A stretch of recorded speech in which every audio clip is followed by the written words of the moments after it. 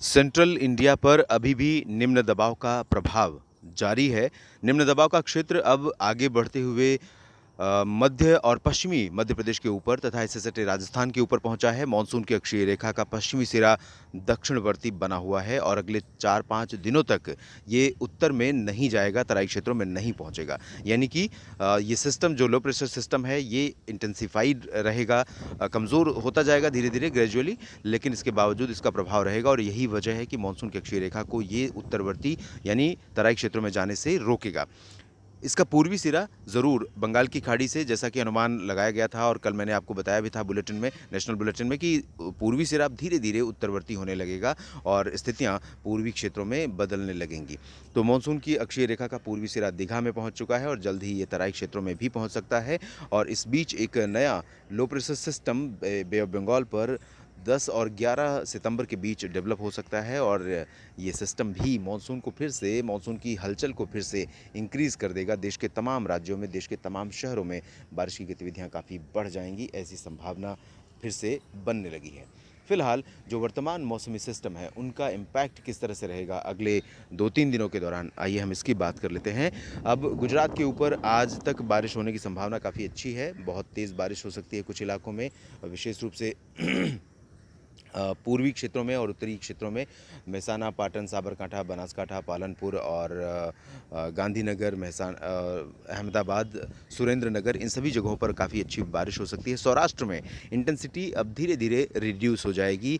दादरा नगर हवेली, दमन दीव और महाराष्ट्र के कोंकण रीजन में भी बारिश की गतिविधियां कम हो जाएंगी। गुजरात के पूर्वी क्षेत्रों में, दक्षिणी इलाके जो हैं सूरत से लेकर नवसारी तक, इन सभी क्षेत्रों में बारिश में कमी आ जाएगी और महाराष्ट्र के बाकी इलाकों पर भी बारिश काफ़ी कम हो जाएगी। चाहे वो मध्य महाराष्ट्र हो, मराठवाड़ा या फिर विदर्भ का क्षेत्र हो, इन सभी क्षेत्रों में बारिश में कमी आ जाएगी।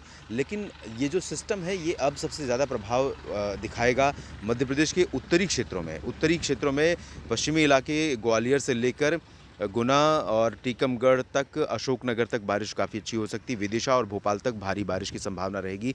रतलाम और मंदसौर, इन सभी क्षेत्रों में भी भारी वर्षा होने के संकेत हैं और साथ ही साथ आपको बता दें कि सागर, सतना, पन्ना, टीकमगढ़ और छतरपुर, खजुराहो, उमरिया, मांडला, बालाघाट, डिंडोरी, जो extreme south east Madhya Pradesh है वहाँ पर बहुत ज़्यादा इंटेंसिटी नहीं रहेगी, लेकिन नॉर्थ ईस्ट मध्य प्रदेश में सिंगरौली, इन सभी क्षेत्रों में जहाँ पर बारिश नहीं हो रही थी और आपको बारिश का इंतज़ार था, अब इंतज़ार यहाँ पर ख़त्म हो सकता है। बहुत अच्छी बारिश होने के संकेत हैं यहाँ पे।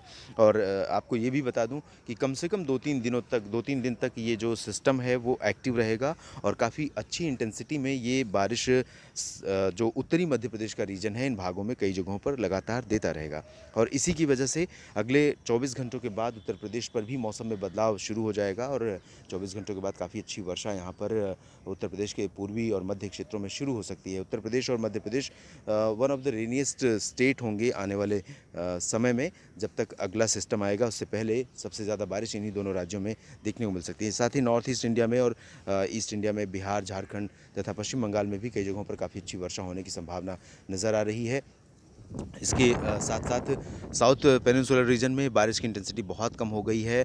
कर्नाटक के तटवर्ती रीजन में और केरल में कुछ जगहों पर हल्की से मध्यम, तो अंदरूनी इलाकों में मेनली लाइट रेन या ड्राई वेदर रहेगा।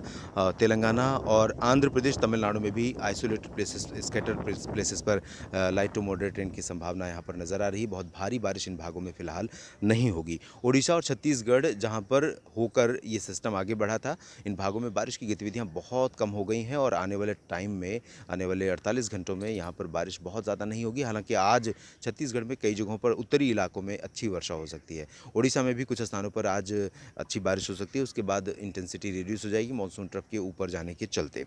आगामी सिस्टम जब आएगा तो देश के कई राज्यों पर मानसून की हलचल को बहुत ज़्यादा बढ़ा देगा, ऐसी संभावना नज़र आ रही है। तो उम्मीद कीजिए कि आगामी सिस्टम उन राज्यों को बारिश दे जहां पर बारिश अभी कम हुई है, जहां पर इंतज़ार लोगों का बारिश को लेकर बना हुआ है। उन इलाकों पर बारिश न दे जहां पर लोग अब बारिश से परेशान हो चुके हैं, ऊब चुके हैं या बारिश बहुत ज़्यादा रिकॉर्ड की जा चुकी है, क्योंकि अब कई राज्य ऐसे हैं, कई क्षेत्र ऐसे हैं जहाँ पर फसलों को नुकसान पहुँच सकता है भारी वर्षा के चलते।